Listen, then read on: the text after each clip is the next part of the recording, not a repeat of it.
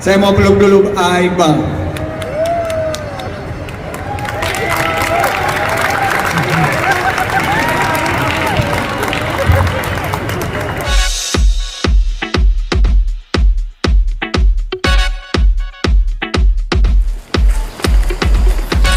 Assalamualaikum. Apa dong? Terima kasih. Mas Gogon makan sate bandeng. Piringnya lonjong kayak dorayaki. Warga kota Cilegon yang cantik dan ganteng, jangan lupa borong dong di pameran Aki. Harus jadi rawhali. Buah kecut namanya delima. Buah manis namanya pepaya. Jangan takut melawan stigma, karena yang berusaha akan berjaya. Sebagai seorang yang pernah mengarungi dunia usaha saat krisis, di 25 tahun yang lalu saya melewati Krismon. Alhamdulillah Krismon itu yang mengubah takdir saya sekarang berada berdiri di sini. Dulu saya seorang profesional, tapi saya kehilangan pekerjaan, saya kehilangan penghasilan. Tapi justru itulah yang mengubah kuadran saya menjadi pengusaha. Akhirnya saya memulai usaha dari hanya 3 orang. Kami bertiga jatuh bangun lebih dari 20 kali. Penolakan, kegagalan, alhamdulillah bangkit kembali. Dan bersama-sama dengan seluruh masyarakat Indonesia 25 tahun terakhir ini, usaha yang kami bangun bisa memberikan lapangan kerja bagi 30.000 karyawan di seluruh Indonesia. Nah, tidak disangka-sangka Aki 2021 berhasil meningkatkan omset, bertemu dengan investor, dan yang paling penting wadah untuk silaturahim dan kolaborasi antar stakeholders pelaku ekonomi kreatif. Saya tadi sudah lihat 27-nya. Hasil ini sangat positif karena kami merasakan mantapnya program Aki ini hadir. Banyak UKM-UKM kita di sini, pelaku ekonomi kreatif bilang, kapan ya kita bisa di mall-nya Pak James? Kapan ya kita bisa masuk bersama dengan brand-brand yang lebih terkenal ini, Kopi Kenangan, Ace, maupun The Executive, maupun Essentials. Tapi sekarang kita lihat teman-teman ini difasilitasi untuk masuk ke dalam mall. Mudah-mudahan mereka naik kelas dan produknya berkualitas.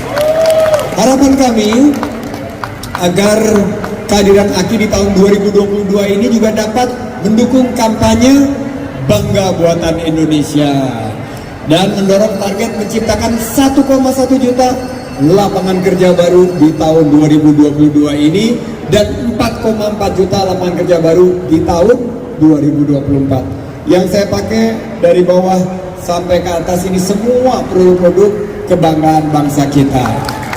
Kita lihat juga Pak Wali, kita lihat juga Pak Bu, bangga menggunakan produk Indonesia. Bu Yuke dan Bu Dewi juga sudah pakai jamnya yang terkenal. Ini adalah satu semangat yang ingin saya sampaikan, memiliki keberanian, kemajuan untuk melawan stigma yang ada, menjadi poin yang penting yang ingin saya sampaikan kali ini. Banyak orang jatuh sebelum mereka sukses. Saya tanya semua, ingin sukses? Semua mau jadi sukses? Yang mau sukses angkat tangan. Sekarang saya tanya, yang mau gagal angkat tangan. Nah, hanya beberapa yang mau gagal. Mau sukses harus mau gagal. Karena kesuksesan itu dicapai dengan anak tangga kegagalan-kegagalan. Oleh karena itu stigma ini saya mau katakan jangan takut, patahkan stigma itu. Saya pernah merasakan bagaimana yang berjaya adalah dia yang berani melangkah menghadapi kegagalan. Banyak yang meremehkannya, banyak yang berjaya karena mereka tetap mau melangkah. Dan di saat dalam keadaan memaksanya untuk berhenti. Siap semua untuk melangkah? Siap semua untuk mematahkan stigma? Nah, senada dengan poin tadi, saya ingin sampaikan pentingnya memiliki jiwa pantang mundur. Kerja keras, kerja cerdas, kerja tuntas, dan kerja ikhlas. Tapi kita juga pantang mundur. Kita bangun usaha kita pastikan bahwa kerja kita harus selalu memancarkan optimisme. Jiwa pantang mundur ini juga menunjukkan bahwa kita ini adalah pengusaha yang ulet, individu-individu yang tidak mudah menyerah. Prinsip kerja 4 ini ingin saya sampaikan kepada bukan hanya 27 peserta apresiasi kreasi Indonesia, tapi juga kepada semua yang telah hadir pada saat ini. Siap semua? Semangat semuanya? Nah, terakhir yang ingin saya sampaikan, bahwa kita harus juga tahu pentingnya inovasi, adaptasi, dan kolaborasi. Inovasi penting agar produk-produk kita memiliki daya saing. Adaptasi penting agar produk-produk kita relevan sesuai dengan kekinian. Dan kolaborasi itu penting juga karena kita ingin meningkatkan silaturahim kita untuk meningkatkan rezeki dan juga memperpanjang usaha kita. Saya menggunakan setiap momen di Aki ini dengan sebaik mungkin. Kenalilah mentor-mentor kalian, kenalilah para pelaku-pelaku usaha yang lain, kenalilah pimpinan-pimpinan kepala daerah yang hadir di sini. Ada Pak Wali, kapan lagi ketemu Pak Wali dan Pak Gubernur? Aduh, senang banget kalau mereka dua bersanding seperti ini. Dan luar biasa kalau kepala daerah itu akur dan mendukung UMKM, itu kita terima dengan begitu lapang dada. Saya ingin mengakhiri dengan pantun penutup. Are you ready? Di atas, are you ready? Ready? Oke, jalan-jalan ke tanah Persia. Pas di jalan ketemu Teh Rosa. Support terus produk UMKM Indonesia, karena UMKM tulang punggung ekonomi bangsa. Saya ucapkan terima kasih. Kita akan dengarkan beberapa masukan Pak Gubernur dan Pak Wali dari para peserta, dan mungkin ada inspirasi-inspirasi yang kita bisa share. Terima kasih juga teman-teman G-Crafts yang baru saja pelantikan dan sudah ada di sini. Salam untuk Kak Wendra. Beliau lagi tugas di Medan, tapi nanti akan mari sama-sama untuk lakukan silaturahmi, berkolaborasi. Dan saya mau undang narasumber kita yang inspiratif dan sukses melawan stigma, yaitu Mbak Sesa Susanti. Ayo naik ke atas panggung. Di awal Mbak Sesa ini bisa jadi pandai kayu yang jago ketok-ketok dan motong kayu di tengah stigma bahwa hanya laki-laki nih yang biasa melakukan pekerjaan berhubungan dengan kayu, ketok-ketok, gergaji, amplas, dan lain sebagainya. Terima kasih. Sebelumnya Assalamualaikum warahmatullahi wabarakatuh. Terima kasih atas kesempatannya Pak Gubernur, Pak Wali, Pak Kadispan. Awal cerita saya menjadi tukang kayu. Waktu itu saya pengangguran 2 tahun. Pengangguran di kota industri. Dikarenakan mungkin karena saya tidak punya pengalaman pekerjaan, jadi masuk ke perusahaan-perusahaan lumayan sulit waktu itu.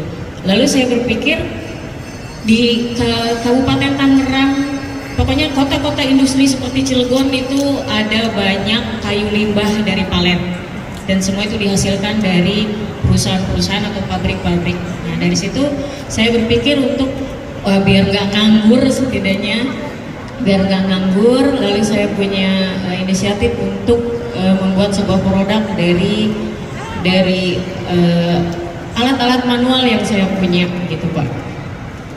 Nah, tadinya maunya lama lagi supaya pengen makan Cokomilo nih, enak banget.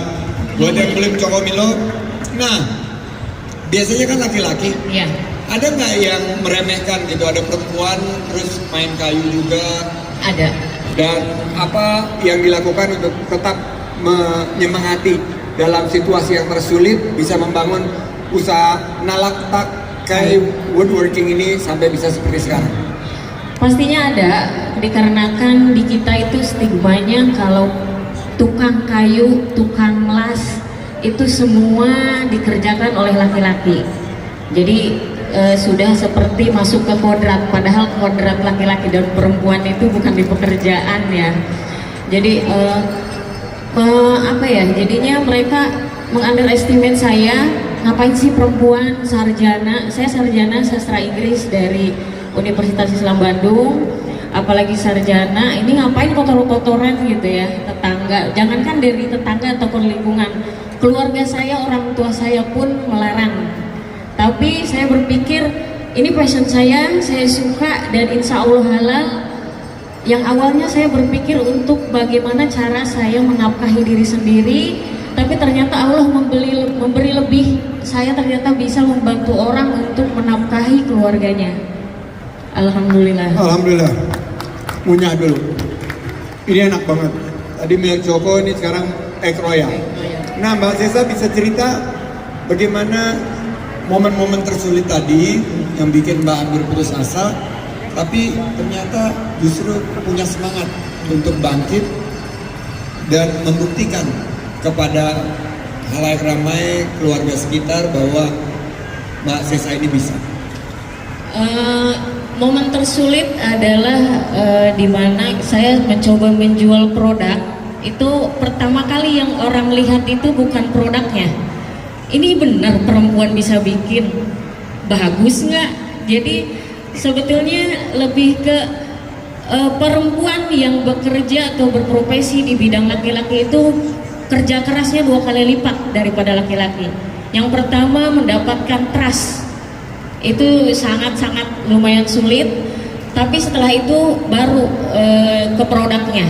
Ini seperti stigma juga ya Mbak ya. Iya. Jadi stigmanya itu adalah laki-laki produknya lebih berkualitas dibanding perempuan. Iya. Dan momen tersulit itu bisa kita patahkan jika kita memiliki kemampuan menghilangkan stigma tersebut. Betul Pak, betul. Dengan cara ya, saya otodidak Pak, otodidak, tidak ada yang mengajarkan, tapi dengan terus konsisten belajar setiap hari, insya Allah bisa. Dan alhamdulillah produk juga sudah sampai ke Alaska, ke Jerman. Wow, alhamdulillah meskipun belum banyak. Alaska di mana sih? Yang banyak esnya Pak. Oh banyak ya. Alaska itu di Amerika Utara banget. Ya itu karena saya jual nyoba di sosial media, lalu ada orang tertarik dari luar negeri karena saya ikut komunitas kayu luar negeri Pak. Oke. Ya, dan mereka melihat oh ternyata ada ya orang Asia perempuan pakai kerudung main kayu. Saya pikir Muslim itu tidak seperti itu gitu. Nah dari situ mereka penasaran, datang ke rumah, berkunjung, lalu membeli produk, dan banyak apresiasi dari komunitas kayu dari luar itu sampai ngirimin alat Pak. Kasihan kayaknya Pak ke saya.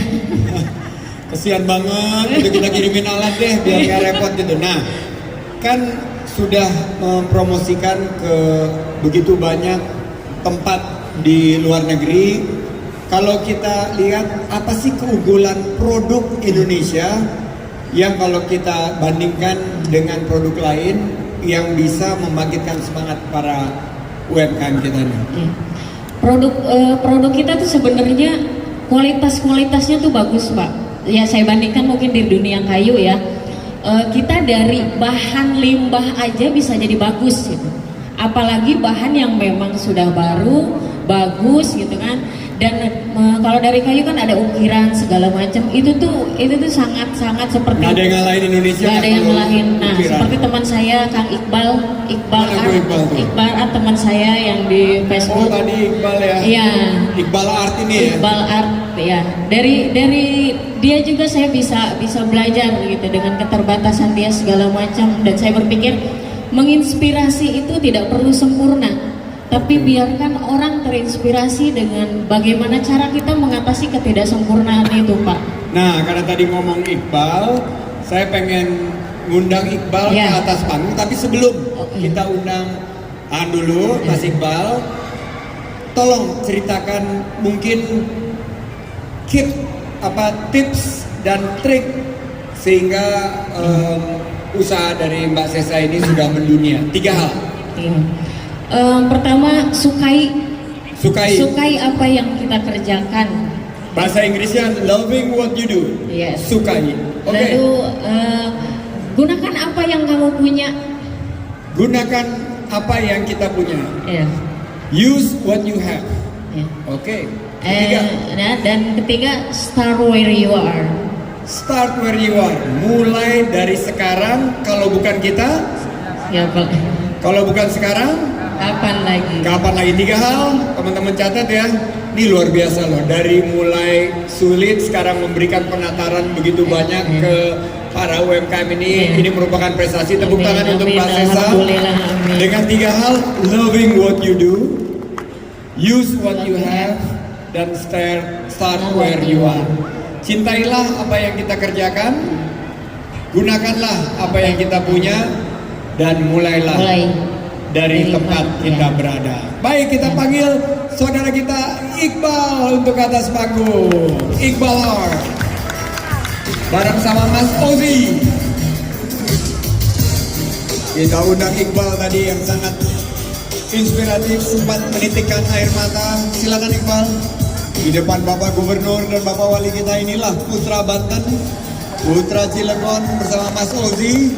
Kita ingin dengar sebuah cerita bagaimana Iqbal yang mungkin dibilang berkebutuhan khusus, berketerbatasan, tapi justru keterbatasan ini tidak membatasi kreativitasnya. Dan semangat Iqbal ini mudah-mudahan Mas Ozi bisa memberikan bantuan untuk kita berkomunikasi dengan Mas Iqbal. Kenapa tetap terus berkarir di bidang ini walaupun banyak dijahatin orang?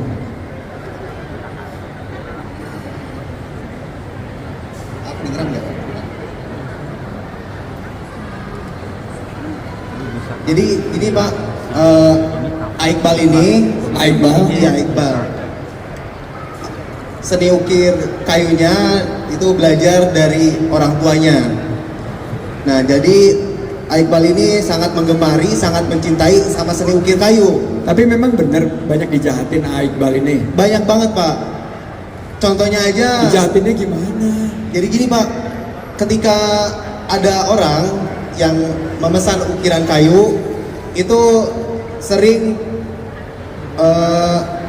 Iqbal bikinin dong ukiran kayu, udah jadi orangnya hilang aja gitu Pak. Nggak bayar. Ghosting gitu, ghosting Pak. Wah, ini banyak ghosting. politisi kayak gitu tuh, politisi. Bener nggak? Bener nggak? Kalau Pak Gubernur bukan politisi. Kalau politisi itu kalau bedanya sama Pil KB apa politisi? Kalau Pil KB apa? Hah? Kalau politisi apa? Kalau politisi bedanya sama Pil KB, kalau Pil KB kalau lupa jadi, kalau politisi kalau jadi lupa, ghosting. Tapi Pak Gubernur enggak, Pak Wali juga insya Allah enggak, karena buktinya pengangguran sudah turun. Nah, momen apa yang paling sulit nih selain di ghosting? Ada satu lagi Pak, jadi Iqbal ini dengan keterbatasannya dan dia juga bisa dibilang dengan keluarga yang kurang mampu Pak, karena tidak ada pendapatan selain ngukir, juga dia jadi petani Pak, jadi kuli di sawah warga kayak gitu. Nah, di satu titik Iqbal juga pernah ada seseorang yang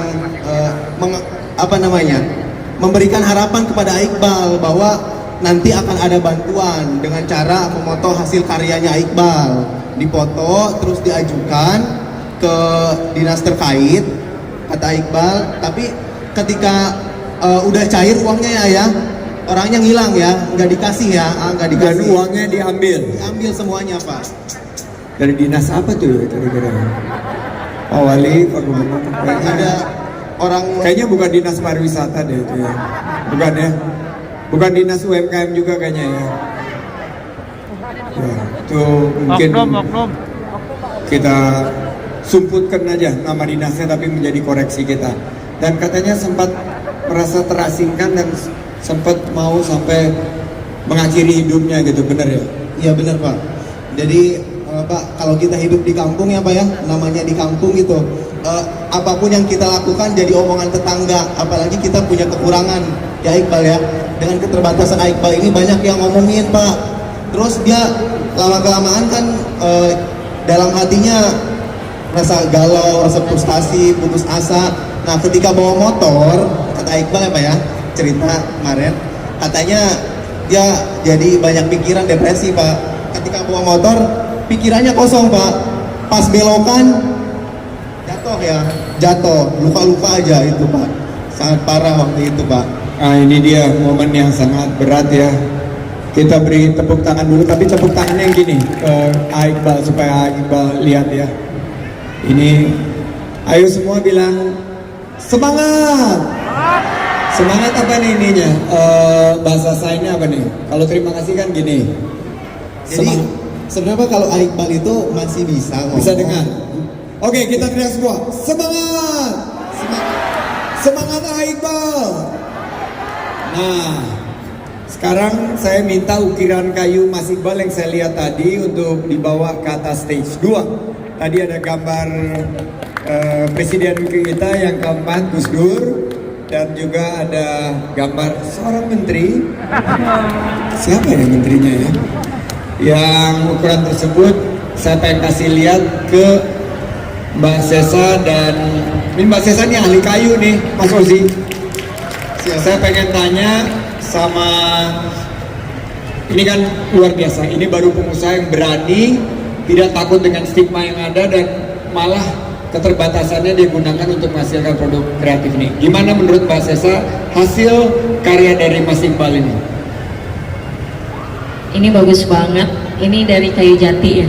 Kayu jati. Ya. Saya pernah ke Sawat juga mau mencoba kayu jati di sana, dan ini saya juga belum mampu loh Pak ngukir.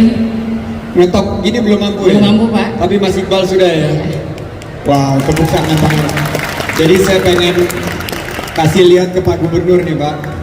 Mungkin ini banyak yang mencibir Iqbal dengan kebutuhan khususnya, tapi justru dia bisa menghadirkan karya yang luar biasa seperti ini, dan saya sangat bangga dengan hasil ukiran, dan saya ingin beli ini. Karena kalau nggak ada yang beli, kasihan siapa yang mau beli gambar saya ini? Paling Bu Yurke, tapi pasti ditawar setengah harga.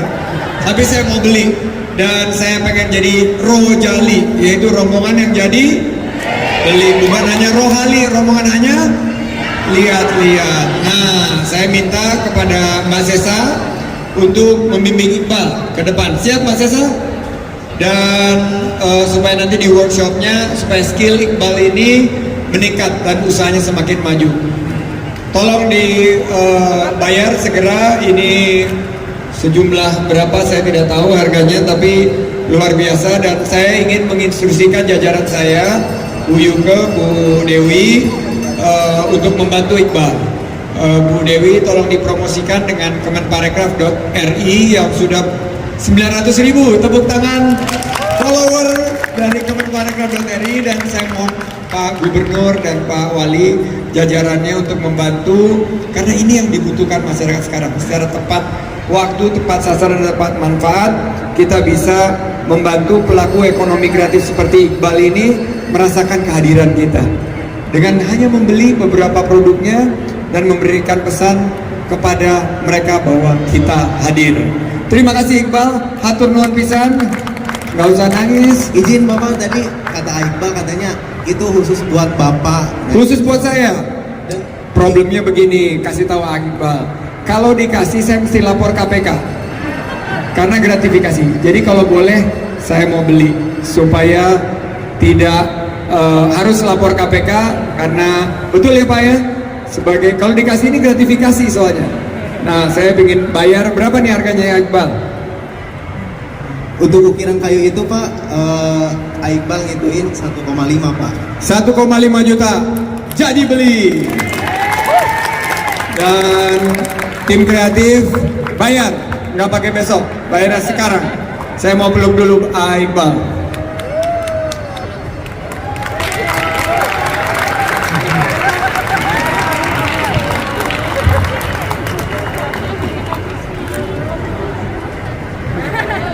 Terima kasih sosok Iqbal yang sangat menginspirasi, tapi belum lengkap. Saya mau tanda tangannya Iqbal di ukiran ini, silakan. Mohon minta spidolnya untuk Iqbal. Ada tadi, mohon di mana ya bagus ya tanda tangannya? Jangan di belakang, di depan sini. Di mana bagusnya Mbak Sesa? Sini di atas ya.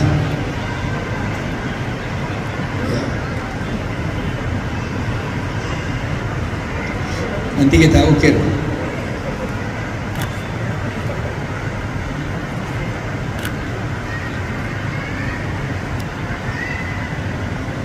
Oke. Iqbal Taufik, tepuk tangan untuk Iqbal Taufik. Kita foto dulu, Mbak Sesa di tengah. Mas Osi, yes.